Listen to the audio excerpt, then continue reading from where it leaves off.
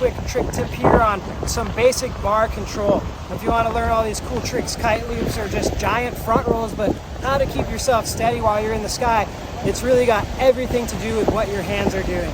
Now remember, whenever you are turning the kite, everything requires a counter steer to stop it.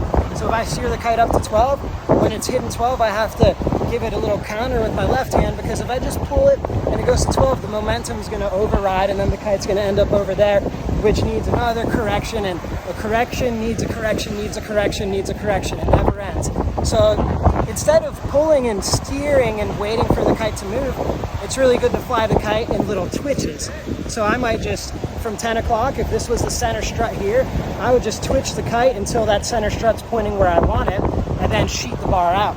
But another really super epic important tip is make sure the palm of your pushing hand is always working just as equally.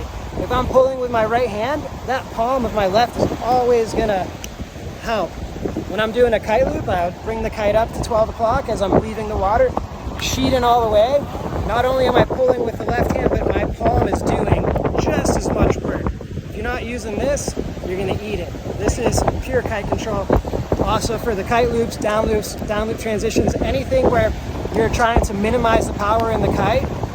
Minimized power in the kite is actually fully powered on the bar. I know it seems wild, but you have to be able to stop the kite's momentum, because if you can stop the kite's momentum, you can stop the kite. You're not getting power from pulling the bar in and letting it out. You're getting power from creating momentum and movement with the kite.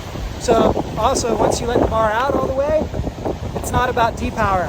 You just gave up all your steering response. So it's better to be fully sheeted in when you're jumping and doing kite loops and just assertive kite control, not because you're crazy and want to go huge, because you need and you deserve the instant kite responsiveness. No control. All right, cool. See you guys.